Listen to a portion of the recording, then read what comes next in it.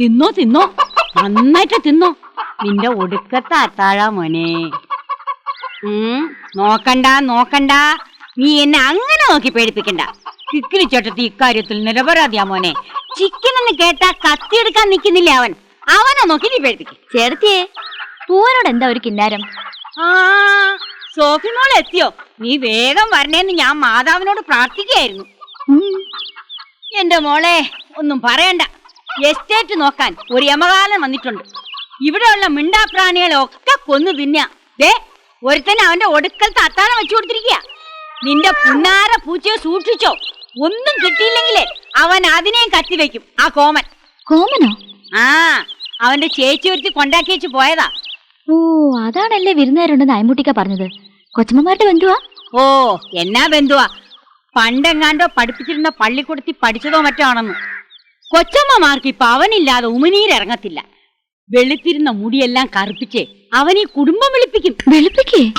നീ തന്നെ കണ്ടോ, രണ്ടെണ്ണത്തിന് മഞ്ഞത്തും വെയിലത്തും കാട്ടിലും മേട്ടിലും ഒക്കെ തുള്ളിച്ചോണ്ട് നടക്കുക. ഇക്കണക്കിന് പോയാലേ മോൾ അവരധികകാലം നോക്കേണ്ടി വരില്ല. രണ്ടുപേർക്കും കൂടി 4 കഷ്ണം പഞ്ഞിയുടെ ആവശ്യമുള്ളൂ. പരദൂഷണം പറയാണെന്ന് വിചാരിക്കരുതേ. സുഖമില്ലാത്തവരും അങ്ങനെ തുള്ളിക്കാൻ പറ്റത്തില്ലെന്ന് ചേർത്തിക്ക് പറയാനില്ലേ? ഓ, നമ്മൾ പറഞ്ഞ അവിടെ ആര് കേക്കാനാ?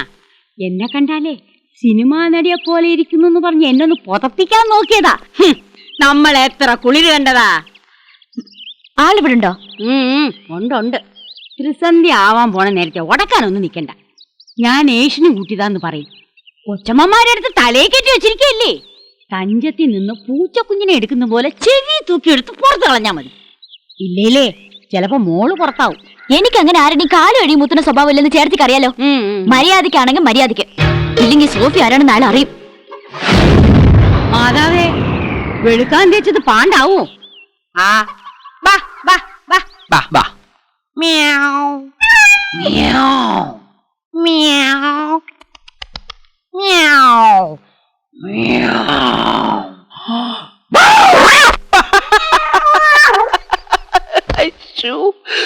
പൂച്ച പേടിച്ചു. ആരാ? എന്നാതാ ഇവിടെ ഒരു ശബ്ദം? അയ്യോ, എന്റെ മോളെ, കർത്താവേ, നീ അവനെ അടിച്ചിട്ടോ? ഞാൻ അപ്പോഴേ പറഞ്ഞില്ലേ മോളെ, നീ അവനൊന്നും ചെയ്യരുതെന്ന്. വേണ്ട വേണ്ട, അവനൊന്നും ചെയ്യരുത്. നീ ഒന്നും ചെയ്യരുത്. വേണ്ട. അയ്യോ, ആരെങ്കിലും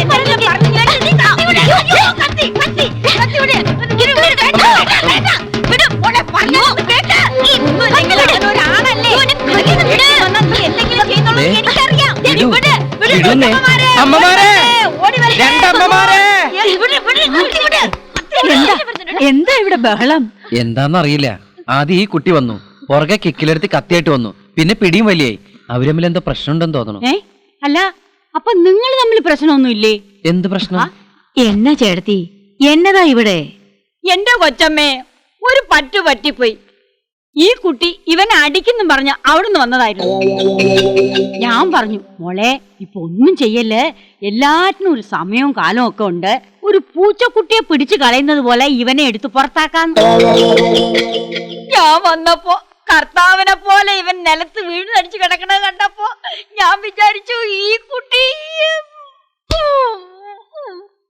അപ്പൊ കിക്കിലിയടത്തെയാണ് വേണ്ടാത്ത കാര്യങ്ങൾ പറഞ്ഞു കൊടുത്ത് ഇവിടെ കുഴപ്പമുണ്ടാക്കിയത് അല്ലയോ? ഓ, ഇപ്പൊ കിക്കിലിയടത്താ കുഴപ്പക്കാരി. ഓ, എന്തെല്ലാം പ്രതീക്ഷിച്ചു വന്നതാ. നല്ല തല്ലുണ്ടാവെന്ന് വിചാരിച്ചതാ. ഈ കത്തിയെടുത്ത് അവന്റെ പള്ളയെ കയറ്റിയാ മതിയായിരുന്നു. ഇനി ആരെങ്കിലും വിളിച്ചാലേ എന്റെ പട്ടി വരും. അയ്യോ എന്റെ അമ്മേ. സോഫി മോളെ എപ്പോ വന്നു? ഞാൻ ചായ എടുക്കട്ടെ. ആ, ഞങ്ങൾ എപ്പോഴും പറയാറില്ലേ ഹോം നേഴ്സിനെ പറ്റി. ഇതാ അവള്, ഞങ്ങളുടെ സോഫി മോള്. പിന്നെ ഇത് സോമനാ. കുട്ടിക്ക് എന്നെ വല്ലാതെ ഇഷ്ടായെന്ന് തോന്നുന്നു.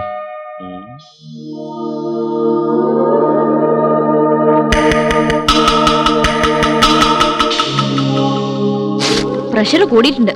നീ വന്നില്ലയോ? അതിന്റെ ടെൻഷൻ കൊണ്ടാ. അതൊന്നല്ല, നാട് മുഴുവൻ തുള്ളി നടന്നിട്ടാ. അതെങ്ങനെ തുള്ളിച്ചോണ്ട് നടന്ന് സോപ്പിടാൻ ഓരോരുത്തർ വേഷം കിട്ടി ഇറങ്ങിയിരിക്കല്ലേ? അത് തുള്ളലും കഴിഞ്ഞ് സ്വന്തം കാര്യം നോക്കി അവരങ്ങ് പോവും. നിങ്ങൾക്ക് എന്തെങ്കിലും പറ്റിയാലേ സമാധാനം പറയേണ്ടത് ഞാനാ. ഹോം നഴ്സ് എന്ന് പറഞ്ഞ് വെറുതെ വേഷം കെട്ടി വന്നല്ല ഞാൻ. ഉത്തരവാദിത്തപ്പെട്ടവരുടെ എഗ്രിമെന്റോടെ വന്നതാ.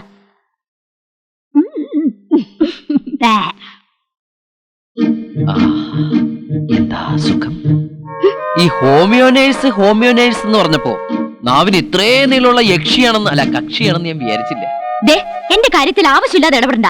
അവരുടെ രണ്ടാളുടെ അവസ്ഥ എന്താണെന്ന് എനിക്ക് അറിയൂ. പെട്ടെന്ന് അങ്ങനെ നാട് മുഴുവൻ തുള്ളിച്ചോണ്ട് നടന്ന് സന്തോഷിപ്പിക്കാനോ സങ്കടപ്പെടുത്താനോ പറ്റിയ കണ്ടീഷനിലല്ല അവര്, അറിയോ? പിന്നെയും സുഖം. ജാമ്പൂനൊക്കെ പഴക്കമുള്ള 2 പീസുകളാ. അതെ, ഞാനും കണ്ടിട്ടുണ്ട് കുറെ ഹോം നേഴ്സുമാരെ. രോഗികളെ ജയിൽ പുള്ളികളെ പോലെ ട്രീറ്റ് ചെയ്യുന്നല്ല ഹോം നേഴ്സിംഗ്. ഞാൻ ഇവിടെ വരുമ്പോ അവിടെ തന്നെ ഏതോ നരകത്തിൽപ്പെട്ട ആത്മാക്കളെ പോലെയായിരുന്നു അവര്. എന്റെ ഒരു സൈക്കോളജിക്കൽ അപ്രോച്ച് കൊണ്ടാണ് അവർക്ക് ജീവൻ വെച്ചത്. അവരൊന്ന് ചിരിച്ചു കണ്ടത്. ഈ ബംഗ്ലാവ് ശരിക്കും സ്വർഗായ. അതെ, സംശയം ആ പാലക്കച്ചനോട് ചോദിച്ചു നോക്ക്. എനിക്കൊരു ഒലക്കൽ അച്ഛനോട് ചോദിക്കണ്ട. ചേർത്തി വെള്ളം തിളച്ചോ? അയ്യോ ചൂടാവല്ലേ, തിളച്ച ആവി വരുന്നു കണ്ടില്ലേ? കിക്കിലെടുത്തിയേ എന്തോ ഈ ഹോമിയോ നേഴ്സ് എന്ന് പറഞ്ഞ കളക്ടർ എന്നാണോ അർത്ഥം? ദേ, കൊച്ചിനെ നോക്കാൻ വന്നൊരു കൊച്ചിനെ നോക്കിയാ മതി, കൊച്ചമ്മയെ നോക്കണ്ട. തോട്ടം നോക്കാൻ വന്നൊരു തോട്ടം നോക്കിയാ മതിന്ന് കേട്ടല്ലോ.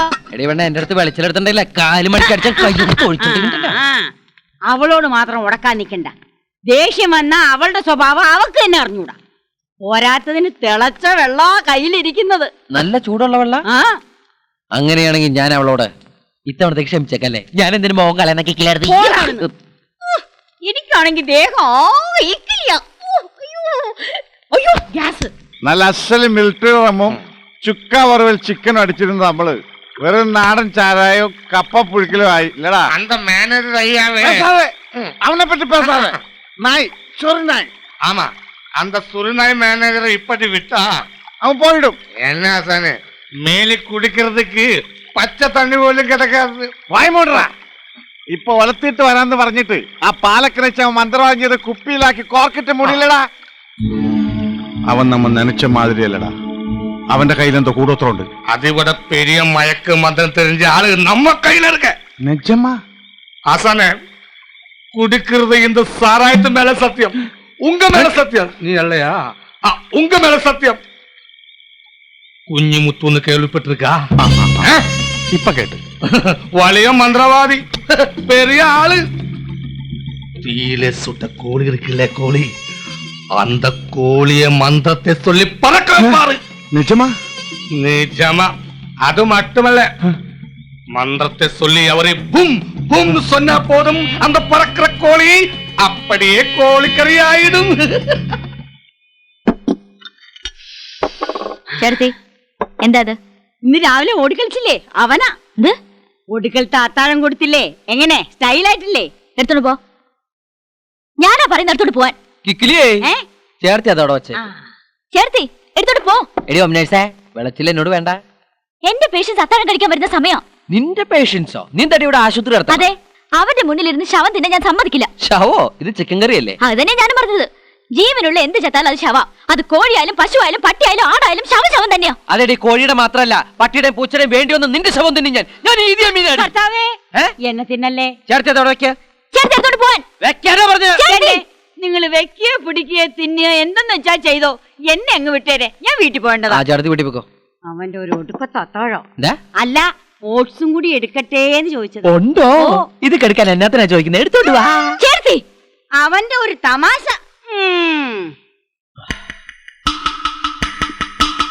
മട്ടനും കൂടി ആവായിരുന്നു.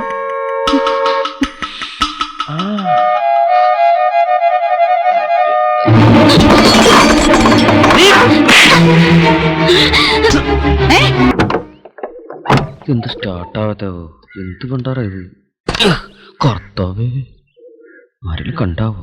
ഇനി പെട്രോളിന്റെ ആയിരിക്കാവോ? അകത്ത് ഇഷ്ടം പോലെ ജീരകമുണ്ടല്ലോ, എന്നിട്ട് പെട്രോൾ കുടിക്കുക. കുർബാന തീരുമ്പോഴേക്കെങ്കിലും പള്ളിയിലെത്താൻ പറ്റുമോ?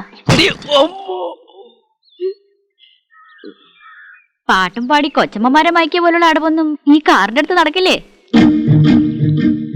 ആഴ്ചയിൽ ഒരിക്കലുള്ള പള്ളിയിൽ പോക്കാം ആ പാവങ്ങൾക്ക് ആകെയുള്ള ഒരു ആശ്വാസം. അതും കൊളാക്കുന്നാ തോന്നേ. ആ കുര്യാക്കോ ചേട്ടൻ ഒരു കുഴപ്പമില്ലാതെ ഓടിച്ചിരുന്ന വണ്ടിയാ, അങ്ങേരെയും പറഞ്ഞു വിട്ടു. ഇപ്പൊ ദേ കുര്യാക്കോച്ചേട്ടൻ ആരടി? നിന്റെ അപ്പനാ? എന്റെ അപ്പനെ പറഞ്ഞിട്ടുണ്ടല്ലോ. അല്ലാണ്ട് പിന്നെ നിനക്ക് എന്തിന്റെ കട? എന്താ ഏതാ എവിടുന്നാ പറിച്ചെടുത്തെന്ന് അറിയാണ്ട് മനുഷ്യനോട് ഭ്രാന്ത് പിടിച്ച് നിൽക്കുമ്പോഴാ അവളുടെ ഒരു ഞാൻ ഇന്നലെ തന്ന വെറും സാമ്പിളാണ് കേട്ടോ. ഓഹോ കൂടുതൽ വിളഞ്ഞോണ്ടല്ലോ. ദേ ഞാനാള് വെറും വെറും വെറും ചെറ്റയാ. അതാദ്യം കണ്ടപ്പോഴേ മനസ്സിലായി. ദേ, നിന്റെ കണ്ണ് നിന്നെ വാസന പിന്നെയും തുടങ്ങിയോ? പിന്നെ ഞാൻ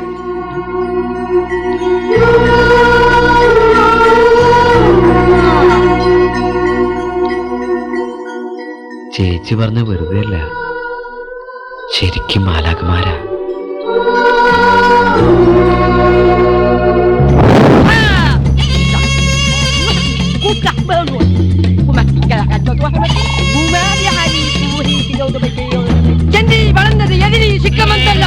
ஏய் ഞങ്ങൾ എതിർക്കാൻ വന്നല്ല. அப்படியல்ல ஆசானே சாமி சொன்னது. நம்ம எதிரி சின்ன ஆள் அல்லன்னு சொல்றாரு. ഞാൻ അപ്പോഴേ പറഞ്ഞില്ലേ അവൻ നിസ്സാരക്കാരനല്ലെന്ന്. സ്വാമി അവൻ ഭയങ്കരമാ വളർന്നു പോയി. വളർന്നിട്ടാ വളർന്നാച്ചിപ്പോ ആ കൊളപ്പുള്ള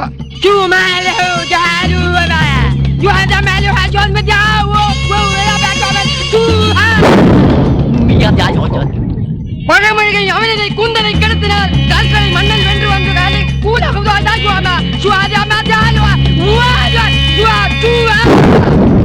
തലയൊന്നും വെട്ടണ്ട, വേണമെങ്കിൽ ഒരു കൈ. പക്ഷെ അവന് നാട്ടിൽ നിന്ന് പോണം. இல்ல ஆசானே, நீங்க பயப்படாதீங்க. அவனோட தலையில மயிரும் கால்பட்ட இடத்துல இருந்து ஒரு கை மண்ணு கொண்டு வந்தா எல்லாமே சரியாக்கிடலாம்னு சொல்லுறாரு. കാൽച്ചോട്ടിലെ മണ്ണെടുക്കാം, പക്ഷെ തലയിലെ മുടി ബാർബർ ഷാപ്പിൽ പറഞ്ഞാൽ அதெல்லாம் எடுக்கலாம். நீங்க தைரியமா இருக்கு காசானே. சரின்னு சொல்லுங்க. சொல்லுங்க. மந்திக ശരി സ്വാമി.